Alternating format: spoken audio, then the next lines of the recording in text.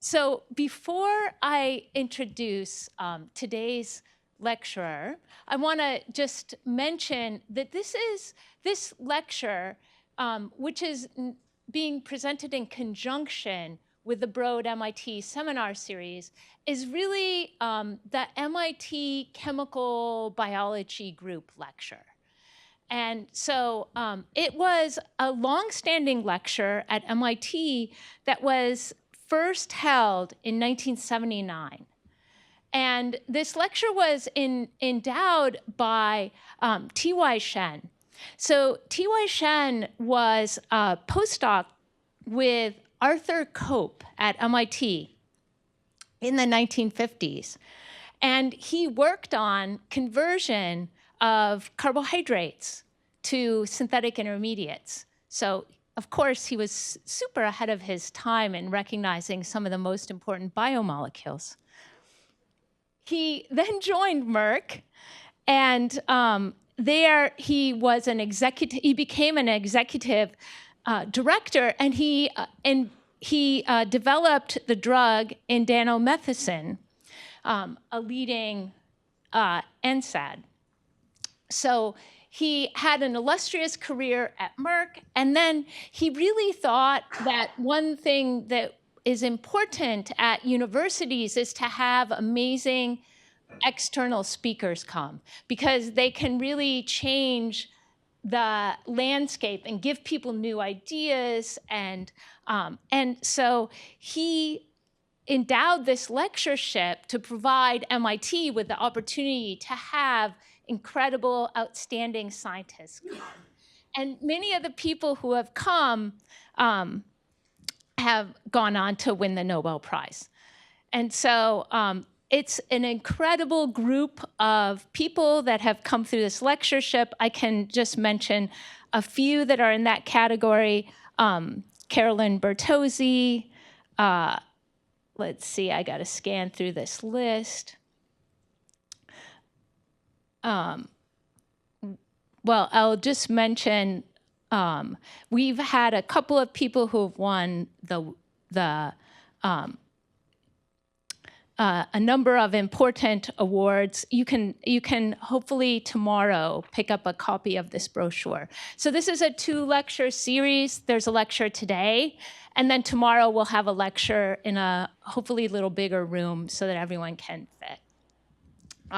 So just to mention, this is being conducted in along with the Broad MIT lecture series, and you can see also that we have a great lineup for that lecture series as well.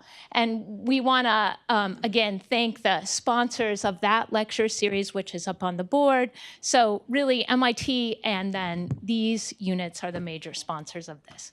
So let me go ahead and do the more important thing for me to focus on now. In addition to the great acknowledgments, let me just introduce Jim, and I have my little cheat sheet here so I make sure that I get things right.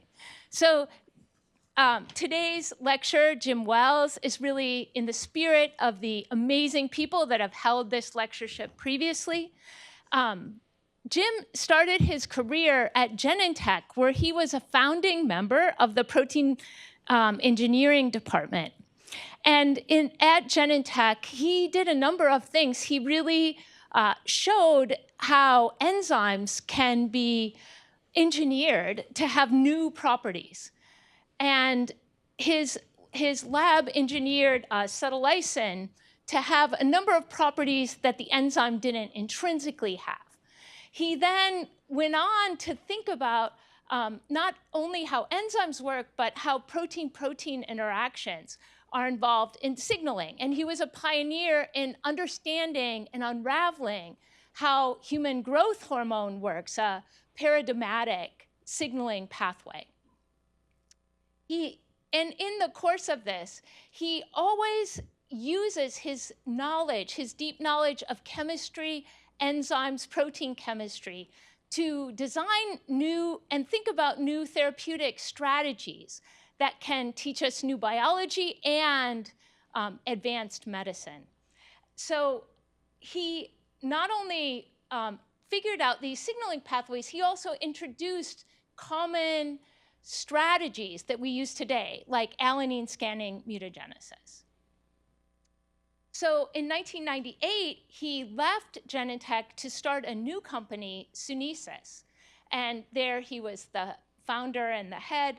And that company really pioneered the method of tethering using covalent linkages to identify lead compounds that might occupy protein binding sites. So again, a very clever use of chemistry to find new ligands. So in 2005, he went to UCSF. And there he continued on this strategy. So he's developed, he studied protease signaling cascades. He showed how proteases could be co-opted to investigate pathways on a global scale. He developed many, many new methods, and you will see that in his talk. Every time I read a Wells paper, I'm like, oh, that is so cool. That's a really neat new way to think about the problem. And so Jim just keeps doing this over and over and over. And probably many of you have seen some of his recent work studying the surfaceome, and also really exciting work developing new strategies for proximity labeling. So again and again, just new and exciting things. So Jim, we are so happy to have you here, and we're really looking forward to your lecture, which is entitled, I Don't Know.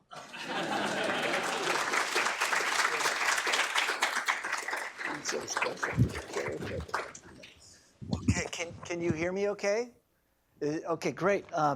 Wow, Laura, that was a great intro. And I have to say, you have to love the spontaneity this woman just had to deal with. Something that collapsed downstairs, now up here. Everybody's here seated. It's just awesome to see everybody here. I'm so honored to be here today. Whenever I come in, I wish I'll probably take a screenshot of this and send it back home to my family. It's like the Hollywood of science. You know, it's like everybody compacted into a very small area with the scientific intensity that's just really hard to beat. It's just an amazing place, so I appreciate that. And if you don't mind, I am going to take a picture. Let's see. Get you guys to say, hello, wave, or how about Kamala Harris? There we go. All right, I got it. All right, well, so thank you so much, Laura, for this invitation and to give this. I'm honored to be part of this group. Just want to start here. So that ball there with a bunch of fingers on it is meant to be a cell membrane, a cartoon of a cell membrane. And what my lab is focused on is how the cell surfaceome changes from a healthy state to a disease state, and then build modulators to modulate this set of proteins, membrane proteins. There's about 5,000 genes that encode the membrane surfaceome and secreted protein set, so nearly a quarter of the genome is devoted to it. And it's an incredible compartment for drug discovery. Half the drugs, small molecule drugs, engage this compartment, and virtually all of the biologics drugs do. And then you may wonder why there's a pirate ship sitting on top of that cell. That's meant to be my lab. I consider them pirates. We behave like pirates. We break things and then we put them back together. We hunt for treasure, et cetera. And the other aspect of this is I call pirating proteins to attack the cancer surfaceome, because unlike the great minds of David Baker or Bill DeGrotto, who would build things from scratch, my lab focuses just on taking parts from nature, fashioning them in a way that can be utilized to do these activities. So my inspiration for the surfaceome came from this simple micrograph from a colleague of UCSF colleague, Saurabh Bandyopadhyay, who was studying how KRAS and other oncogenes alter alter cells. And when I saw this micrograph of going from a what I call a fried egg to a croissant, all due to the transformation by KRAS, I was just going, what the hell? What's going on in the cell surface here? And so we got really intrigued. That was sort of our entry into this about 10 years ago when we started this work. And so we wondered, can we find KRAS-induced surface targets? And if we did, even in these isogenic comparisons, we might be able to identify new surface targets that we could attack. RAS, which then was undruggable, thanks now to Keyvan Shokat and his work, it's now is druggable, but then it wasn't. We could attack KRAS from the outside with the the consequence of KRAS transformation. So that was our rationale, and it started here with a postdoc in my lab, Kevin Leung, and a really talented graduate student, Alex Martinko, that utilized the cell surface capture method that was developed in Rudy Aebersold's lab, where you can take, there are carbohydrates on the surface of cells, right, Laura? And you can take those carbohydrates and mildly peridate, oxidize their sialic acids, for instance, to aldehydes.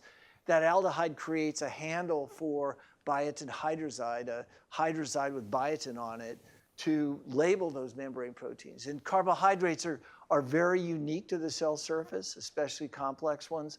And that way we could enrich for the cell surfaceome, because as I mentioned, it's only a quarter of the genome is encoded there, but the concentration of membrane proteins is about 1% the concentration of cytosolic proteins. So yes, you could do this by mass spectrometry, just lysate mass spectrometry, and people do.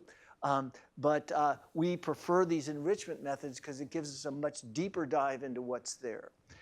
So using a SILAC approach where we take the KRAS transformed cells or the vector control, we can compare what was there, and you get these volcano plots where you see here from 0 to 6 in log 2 units, the induction of proteins from KRAS. And it's a bidirectional remodeling event. Some things go up, like these proteins here. Some things go down, like these proteins here. And so it's not just that the oncogene induces all of this new protein expression. No, it's remodeling because the cell is learning to do something new. It's learning to be transformed, and it's learning to metastasize. And in fact, when we map these onto the sort of hallmarks of cancer, you would see that most of these things are involved in tumor metastasis, immune invasion, other forms that are well known to induce transformation. Knowing these ectodomains, we chose the single pass ones, which have just a single ectodomain, a transmembrane domain, an intracellular domain. We clipped off the ectodomains, expressed those, and then generated antibodies to these targets to then follow them in different cancer settings. And from there, some really interesting things came out of that. This one protein, CDCP1 cub domain containing protein 1, which is an anti-anoicus protein. We've made some antibodies to that, and those have been licensed out. Several of these others have been as well. And so we use that as a sort of as our launch pad for getting into the surfaceome and what it does. Find out what's upregulated in the surfaceome. But there are many other things that happen on the surfaceome in cancer, and one of them, most important, is proteolysis. So it's well known that the business of metastasis happens with remodeling the TME, and that's the induction of proteases, for instance, as are many other things. So proteases are involved in a number of things on the outside of cells.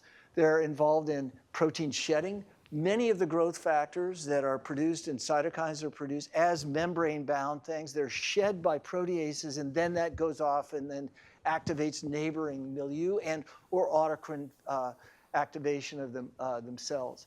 There are receptor activation events. In fact, most of the proteolytic events that happen on the surface of cells that are well annotated are activation events. Shedding is that way, okay? And these proteolytic events are associated with all of these different phenotypes here: growth, survival, death, angiogenesis, invasion, metastasis, inflammation, immune invasion. And through knockout studies, many of the proteases that are doing this work are shown down below. So it's interesting because of the post-translational modifications that occur on the surface of a cell, and there's not that many, only about a handful, compared to inside the cell where there's many, and they're phosphorylation, dephosphorylation, ubiquitination, deubiquitination, all of these, they're all reversible inside. So there's the writers and erasers inside, but outside the cell, there's only the writers.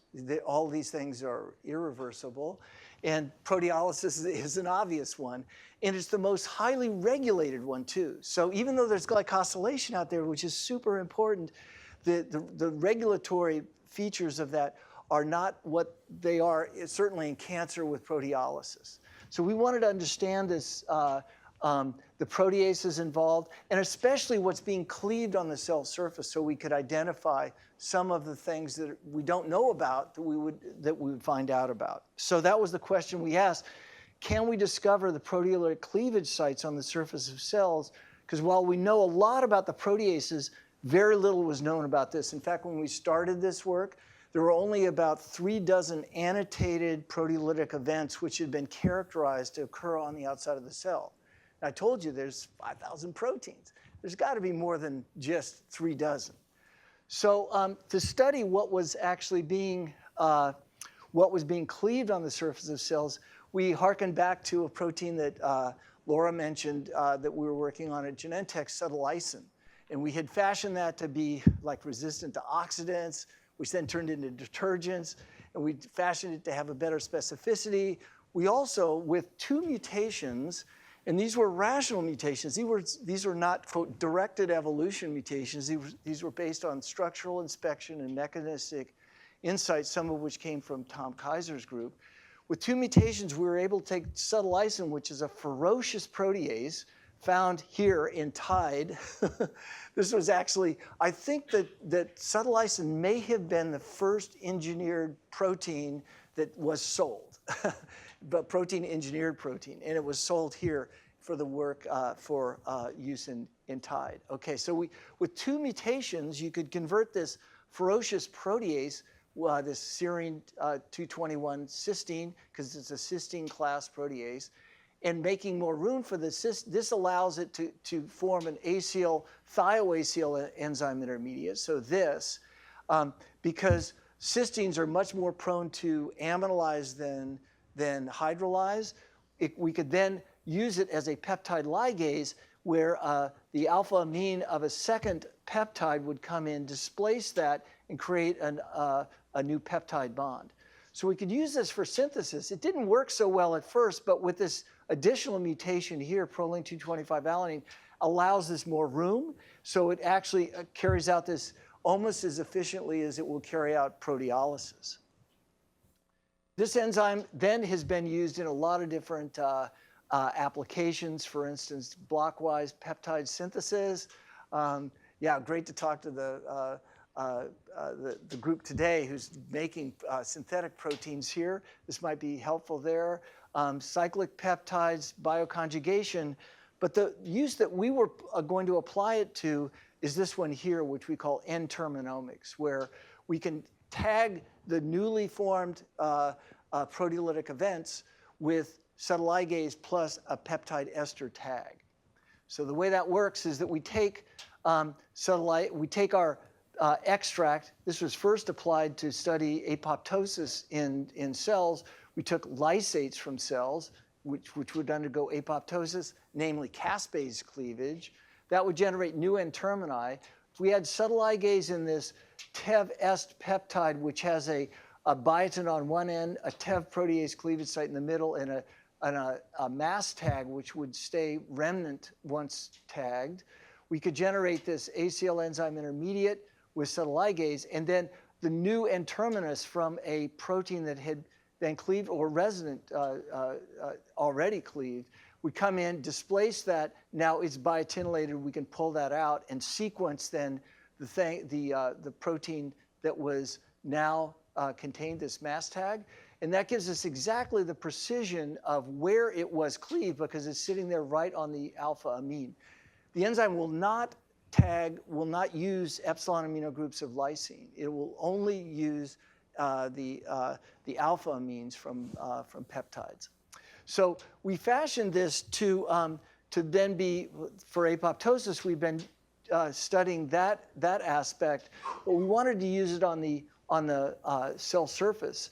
So enter Amy Weeks, a postdoc who's now at University of Wisconsin. Amy then engineered additional variants of subtle ligase to make it even broader specificity, and showed that we could take, try to apply subtle ligase to the cell surface. But unfortunately, when we did, we got very few peptide IDs. When we just added soluble subtle ligase with the tag, very few IDs. And Amy came up with the idea that, hey, maybe the thing to do is to tether it onto the cell surface. And that way, rather than trying to tag things from the outside, we'd tag them on the lawn of the cell. So like, rather than mowing the lawn with a helicopter, you mow it with a lawnmower on the ground. Okay, so using this, we showed that we were getting now many, many more IDs. The ligation occurs very quickly. Within 10 minutes, we basically saturate the cell surfaceome with of the N-termini that we could access. You inactivate the active site cysteine now with an alanine. It's dead, so we knew it was coming from there. Then enter Katie Schaefer and Irene Louie, a postdoc and graduate student in the lab. And they were able to make another variant of this that did not require genetic engineering to get it into the membrane, but rather just simple attachment, because what we did was we put an oxime on the N-terminus of subtle ligase, and then with mild pyridate oxidation, we could then jump on the sugars that were there. So this allows us to label not just through genetic engineering of the cell, but through any cell, primary cells, tumor cells, et cetera. We could simply add this reagent, it'll stick on the cell surface and allow labeling.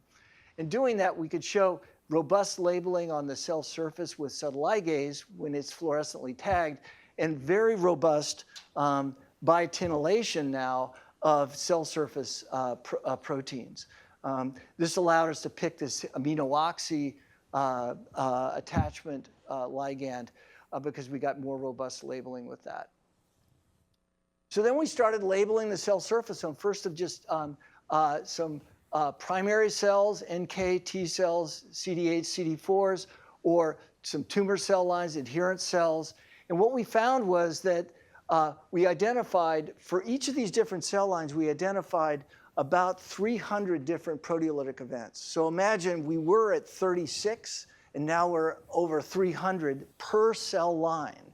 So in total, we identified something like, in these 6 cell lines, we identified almost 500 proteins, the N-terminus of them, and of course, we see signal peptide cleavage. This is about 11% of our cuts are that.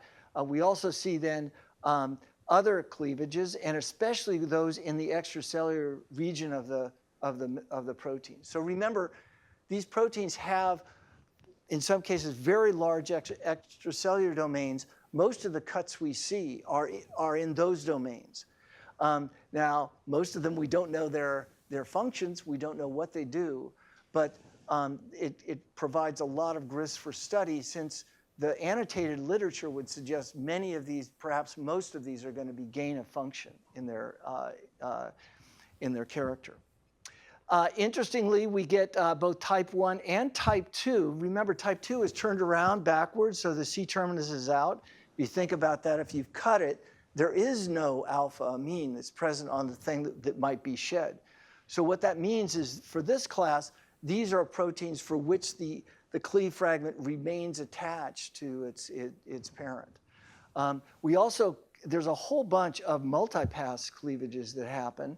Now, some of those are known to be activating, like the PPAR, for instance, which is it's a 7-TM receptor that gets activated. That's the only one that's annotated, but there's many more that are here that we don't yet know about. So then we wondered, do these oncogenes induce differences? And to study that, we then compared, for instance, different oncogene transformed isogenic cell lines. And here what I'm showing is KRAS versus the empty vector. This is showing the cell surface proteolysis enrichment that we got. Again, we get bidirectional effects on proteolysis. Some events go up, some events go down. And along the y-axis, what we're showing is the expression differences. So using cell surface capture, we can determine how much of each protein is there. And so in each case, you can see that there's some proteins go up in expression, some go down. I showed you that earlier. This is also showing that there's really only a mild correlation between the extent of proteolysis and the expression levels. Now that's actually really good news if you want to look at these as potential drug targets, especially the cleaved form, because it provides you an AND gate for specificity. And I'm going to tell you a story about that in just a minute. So we saw, as I mentioned, a number, about 3 dozen have been annotated. Some are shown here in red dots. We find these cleavage sites in precisely the same cleavage site that has been annotated in the literature. So that gives you a sense of the resolution of the method, the accuracy. And one of our favorites is this one, CDCP1. I'll come back to that. You see here, if we compare an isogenic cell line that's HER2 versus KRAS transformed, generally you'll see similarities between these two. They're both very powerful proliferative oncogenes. You can see that we get most pink on the right side of this and mostly blue on the left side of this. But there's a lot of differences between these two. So there's customized proteases that are being built here, which are specific, at least in aggregate, for what they can be, what they will cut. So enter this group of postdocs, Jia Zhou and Xian Lim, Jia is currently at University of Chicago and Xian's at Genentech. They studied one of the proteins that we found cleaved, and that's this protein CDCP1. CDCP1 is has 2 large domains on the outside, transmembrane domain and an intracellular domain, and it's involved in this process of anoinkis. So when a cell dissociates from the cell, its brethren, sisterins, its tribe, and it's out there and free-floating, normally cells will undergo apoptosis. They know they're doing something wrong, illegal, maybe. But this protein, if induced, it will induce survival from anoinkis. And in fact, we saw that here. This is an immortalized pancreatic cell, which has very low expression of CDCP1. But as soon as you add KRAS, you get a lot of expression of CDCP1. And in most of these pancreatic cell lines which have KRAS, you see this cleaved form. CDCP1 is really interesting. We found that after it's cut in one of 3 places in this is an AlphaFold model. We do not yet have a structure of it. But right here in this region, cut 1, cut 2, cut 3, is a nested set of 3 different cut sites, all dibasic in their character, that can give rise to this band that's shown here. That would be the C-terminal fragment. But these two stay together in the membrane once it's cut. It does not leave. So we could express them as, co-express them, and these 2 domains, cut here and there, would actually assemble as a single antigen. So we imagined that it looks like this. And we wondered, could we make an antibody that would see this cleaved form? Because if we did, we'd be able to get something that would be much more selective for cancer cells than normal cells. And to do that, we used our phage display library, Fab phage display library, where we have the full-length CDCP1 as an Fc fusion antigen. This is a decoy for us. So we take our phage library, we take away the phage that would bind the full length, and then positively select for phage that have the cleave form on them, because we can co-express the N-terminus and C-terminal domain. And this way we could positively select for phage that would bind to the cleave form and negatively select for things that bind to the full length. And indeed, we found such molecules, such antibodies. This CLO3 a 2 nanomolar binder, you can see here by BLI, binds to the cut form 3. It actually binds to all 3 of the cut forms. So it's probably not binding right over the proteolytic site, but it's binding nearby and sees that conformational difference. And it does not bind to the full length. Now, if we take these antibodies and we fashion them with an ADC, a drug, we put a poisonous drug like an auristatin analog on them, MMAF, you can see if we put them just into a mouse, wild-type mouse, not engineered at all, just looking at safety here, you can see these 3 curves at the top are different dose ranges of the antibody to the cleave form of CDCP1. And these others, which show some dramatically toxic effects, are the ones which are directed to the full-length CDCP1. So in other words, making something to the cleave form had much greater safety profile than ones to the full length. And then we, with our colleague Mike Evans at UCSF, we then went and built an RLT version of this with lutetium-177 on the antibody. And you can see here, unabated, the tumor will grow wildly. And then at 2 different doses, low dose and a higher dose, you can see we could dramatically abate the tumor growth. So this is an example where you have an antigen, you know it's functional because it's important for the tumor itself, and in fact, it's synthetically lethal for RAS if you knock it out. But you do have it in other tissues, some other tissues, and you don't want to go there. You want to be only on the cancer, then target the thing that's the consequence of proteolysis, and we can get there. Gia then went on to do some other really interesting selections. We wondered, well, we can build things to the cleave form, but what about protecting these cleavage events? So she developed a similar kind of approach. We call them bandibodies, like Band-Aids. So the idea was, can we block proteolysis by building an antibody that will sit right over the site of proteolysis and prevent the cleavage at all? And there's other consequences, not just proteins like CDCP1 or FA2 that undergo this activating cutting events, but also proteases themselves. They are all built as proenzymes. That pro piece has to be cleaved to make them active. Could we find bandibodies that would protect against that cleavage and therefore inhibit that MMP? Okay, so what we did in this case was the trick was we're going to use, again, differential selection, but we're going to do it where we select against the binding to the cleavage site to begin with, and only and bind everywhere outside, and then select directly for that cut site. And so what we did was here's the POI. This would be the cleavage protein of interest. This would be where the cleavage site is. We built a mutant POI which mutated this cleavage site. Now what we do is we use this as a negative selection to scrub away phage that would bind to everywhere outside of that cleavage site in a negative selection mode, and then use this antigen, which is basically just a wild-type protein with an intact cleavage site, to collect those phage that would bind to that.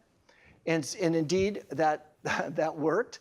We call this epitope-directed antibody selection. It's actually way easier than directed design. I'll show you a couple examples of this. We did this in 6 different examples of this. And every time we were able to find an antibody that would block the proteolytic cleavage. So we showed that, for instance, in the case of, I was going to skip this because this case here where we have CDCP1 again, we wanted to find an antibody that would sit over there. So we built the POI that had poisoned these cut sites and then selected on the wild type. And indeed, if you add CDCP1 with without the blocking antibody in plasmin which can cleave it, You can see that you can protect against that cleavage with any of these antibodies here. We can also use, have been able to show that this processing of CDCP1 is going on inside the cell. Because if we take those antibodies, which we'd shown can block the processing, they don't prevent the surface processing that we see. In fact, we showed that by taking the gene for the cleave-form antibody, expressing it co-expressing it with CDCP1, and in that case, we can prevent, shown here, the cleavage of CDCP1. In other words, if they're expressed together as they traffic through the ER, you can block the cleavage, but if you just add the Fab, the purified Fab outside, it doesn't prevent it. So the proteases can be active in the ER and on the surface of the cell. This is an experiment that shows us that the processing is happening in the ER. Okay, we've also applied it to MMP9, which blocks, by blocking the pro-sequence cleavage. We're able to find antibodies that prevent the activation of the pro-MMP because it will auto-activate itself. And you can see some antibodies don't work, like these. It still gets activated, but these here prevent the processing. And those that are most effective at preventing processing also suppress migration of cells in a cell migration assay. So these kinds of approaches, I think, are going to be very important. We've also done it with MMP1 and MMP3. You can get highly selective inhibitors this way. And I just have to say, it is so freaking easy to do this. This is not a rocket science design project to direct things there. All you need is the differential selection of what you want against what you don't want, and you can get there. So it's very effective. So I may have time to tell you a bit about what we've been doing in the protein degradation area, which is another area we've been modulating, the cell surfaceome. As you know, antibodies are super important modalities. About half the pharma big blockbuster drugs are biologics these days. Most of them are antibodies. There's one of the things that's so cool about them is that you have 5 shots on goal. You can bake a functional inhibitor. You can also bake a antibody drug conjugate or get the immune cell involved with ADCs, antibody-directed cellular cytotoxicity, or BiTEs or CAR T cells. So there's a lot of different things you can do. There's another modality we were inspired to investigate, which is, can these antibodies be harnessed for extracellular targeted protein degradation? And this is inspired by the work on PROTACs and glues, all intracellular. So we call this extracellular targeted protein degradation. The sort of the pioneer of this was this work done by Tom Agawa at Chugai, who developed these sweeping antibodies that will bind to soluble protein, take it into the, get taken up by the FcRn. And so soluble protein shown here in these little green things, and then antibody binds. It'll get moved into the endosome where it gets acidified. They've engineered it so you can get lysosomal release in the endosome, and then it will leave the target in to go to the lysosome and then finally reappear. So it can work this catalytically. The first, second example of this was work from Carolyn Bertozzi's lab using what they call LITACs, which are these antibodies that use a glycan recycling receptor, the chloride-independent mannose-6-phosphate receptor. So this binds glycans, and by fashioning, he had to sort of attach a dozen or so of these glycans chains to the antibody. That would then, if the antibody binds a cellular membrane target, then it will traffic it into the lysosome for degradation. Or you could also use it for soluble degradation of proteins as well, if the antibody is directed to a soluble protein.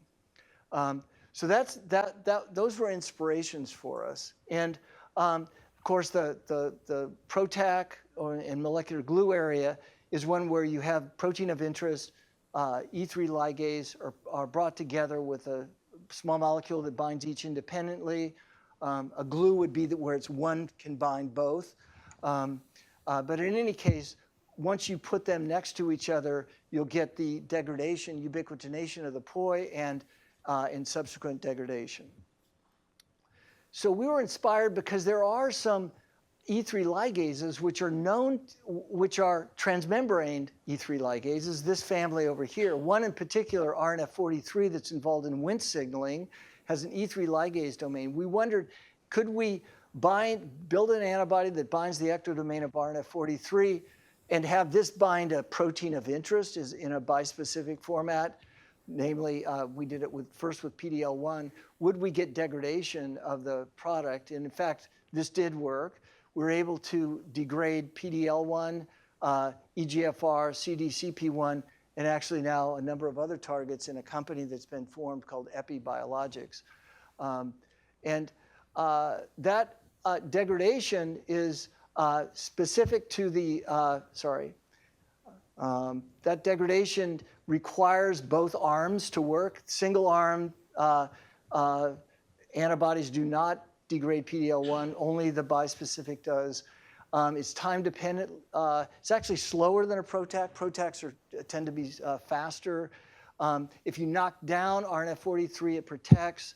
If you have more or less of the RNF43 on cells, there's a dose response for the amount that's there. Generally, you have to be within about 10-fold POI and degrader, so it can work in with less degrader there than POI. It requires the lysosome based on inhibitor studies, and there's a lot of cool SAR about this, along with additional antibodies that can be brought to bear. So we've also, and I know I'm running out of time, so I'm kind of speeding up here, but I also wanted to tell you about another variant of this, which doesn't use a transmembrane E3 ligase like a PROTAC or a glue, but rather uses just natural recycling characteristics, especially prevalent in cytokines. That's the way they're turned off. So we said, well, rather than have an antibody that binds to the degrader, let's just use a natural ligand that binds to the degrader, the cytokine receptor, fashion something on the other side that binds the POI, and can we get those degraded? And this is the work of Katarina Pantz from a couple of years ago. And yes, we were able to, for instance, using a degrader that would bind to the CXCR7 receptor, which binds CXCL12, we were able to degrade both membrane proteins, EGFR, as well as soluble proteins. So we're really excited about this, and this is just showing the degradation of EGFR. You can see before treatment and after treatment, EGFR just takes a major hit, and it's very specific. If you look at if you do surfaceomics, as I described earlier, you ask what's being hit. In this example here, it was very specific for EGFR versus other things that could be there. And it kills better than just the normal antibody would. And so we're also interested in using it for soluble proteins. For instance, we showed this in VEGF. It can take up VEGF effectively from outside. So all of the soluble proteins that you can think about could also be amenable here. We're excited about that. This company, Biologics, that is formed actually has 3 different modalities. We call them all epitacs, depending on the degradation mechanism that they employ. And they've been very effective in degrading EGFR, as an example shown here, but a number of other targets. And they promote the life of animals when given to those that have tumors. So when you think about this field, it's a very exciting area, this extracellular targeted protein degradation. It sort of reminds me of like the early days of flying, because there's many different variants of this. In fact, at Epi, they now have 230 different degrader systems that they've identified in screens and whatnot. And so it's on its way. I would say it's kind of in this stage here, maybe the Spitfire stage. You know, we haven't seen the first clinical trial with these, but I think they're soon to come. I should mention that that the sweeping antibody area, Tom Agawa has an approved antibody for the IL-6 receptor complex that circulates. So it's shown that degradation of those soluble complexes can have therapeutic benefit. So with that, I'd just like to say, I hope you get the sense of sort of pirating proteins for extracellular biology. I think it's a really exciting area. This is my lab here, and I'm totally indebted to, I just can't believe I get to work with these great people here. Two of my former lab members are here, and excited to see them here. And so with that, I'll stop and take any questions.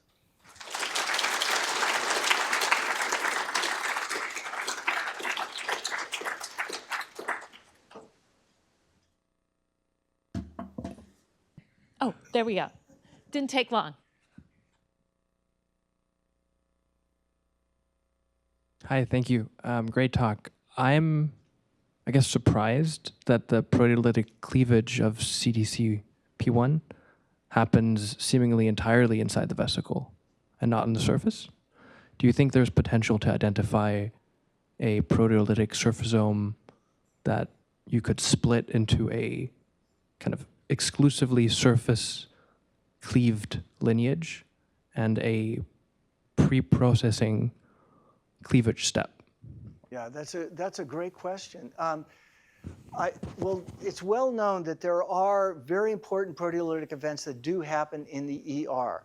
Many of the hormone activating events happen there that are constitutive using what are called protein convertases or KEX-like or furin-like proteases. But most of the proteases are not there. Most of them are sitting on the cell membrane, and they get activated, like the MMPs, et cetera. So I think in our proteomics approach, we can't distinguish where the event happened. It just appears at the cell surface, and then we know it's there. But when you get then antibodies to it, there is now a way that you can actually dissect where it happened based on adding the antibody, did you block it, or expressing the antibody, did you block it? Yeah.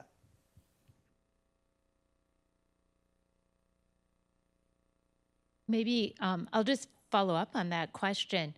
Do you think that there's something different about like proteostasis or something in the tumor cells so you get that cleavage prior to it coming onto the membrane? Yeah. You know, is there, do you guys have any insight into that? Yeah, Laura, I think of the cell as basically bristling with preformed signaling molecules. Now, many of them are in the latent form, and they're just waiting for a proteolytic event to come along and launch them like a missile. It happens as soon as you don't have to make it, you don't have to transport it, it's already there. And that's the way many growth factors are activated.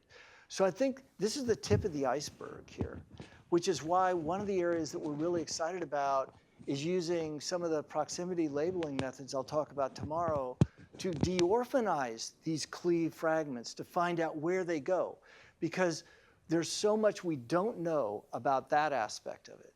And so I'm really excited about that.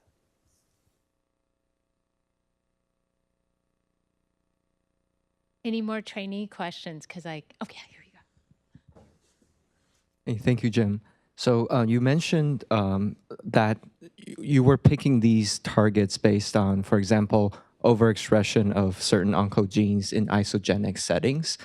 But from the perspective of thinking about therapeutics in human, would it be necessary to do the profiling in many tissues, or how do you think about therapeutic windows? Yeah, absolutely. So we get an idea of what might be there and what candidates might be there from those isogenic experiments. And we can also test if they are from those candidates, we can find out, are they synthetically lethal? So we can get, or look at them by depth map, for instance, and look at that. But you're absolutely right. This is not from that data there to a therapeutic. There's a lot more validation that needs to be done. Multiple cell lines. I showed the pancreatic cell line panel that we did, for instance. And then more and more, my lab is getting into whole tumor proteomics to identify these events there. And that, although there's an upside and downside to that, the upside being it's in a real tumor, and it's somebody had that. The downside is it's not renewable, so unless you're in PDXs or xenografts. So great question. These are just early discovery tools that get us into candidates and molecules that can bind to them to probe them in more depth in a real real tumor setting. Yeah. I'm going to allow faculty to ask questions now. Anybody? Can you talk me through a little bit about the extracellular TPD? I'm thinking the intracellular protein, you're going to get it ubiquitinated, and then the proteasome chomps the intracellular part. What happens to the extracellular stalk? Well, in the case where we're using that RNF43, inhibitor studies suggest that after ubiquitination, they do ubiquitinate their target. Much of it goes through the lysosome. There is some inhibition with proteasome inhibitors, but most of it goes to the lysosome. And there, it would be chewed up to, certainly the ectodomain would be chewed off. And then what happens to the rest of it, I don't know. The intracellular domain, et cetera, I don't know, maybe that's released. But the ectodomain would certainly be a target. And then we see it then degraded when we look at the whole protein. Do you see degradation of any associated proteins when you do the Yeah. Yes. Yeah. So do you see any degradation of the associated protein when you do the extracellular? And the second question was that, what do you think the resistance mechanism will be? So suppose you have an EGFR degrader and a classic inhibitor versus the EGFR degradation mechanism that you are using. What will be the difference between the two resistance mechanism? Yeah, if it were a small molecule, for instance, inhibiting the kinase domain of EGFR, then it's known that you get resistance to the kinase inhibitor binding. In general, the kind of resistance you'd get here would be if there's a trafficking mutation that would affect getting to the lysosome, so maybe it would just recycle back. Yossi Yardin's group has shown that comparing kinase small molecule inhibitors for HER2 to antibody resistance, it's harder to get them to the antibody because you have to disrupt the protein-protein interface of the antibody, but you can get them. Those are the kinds of resistance that we would imagine would occur. Yeah. Oh, you asked about what else gets sucked into the wood chipper.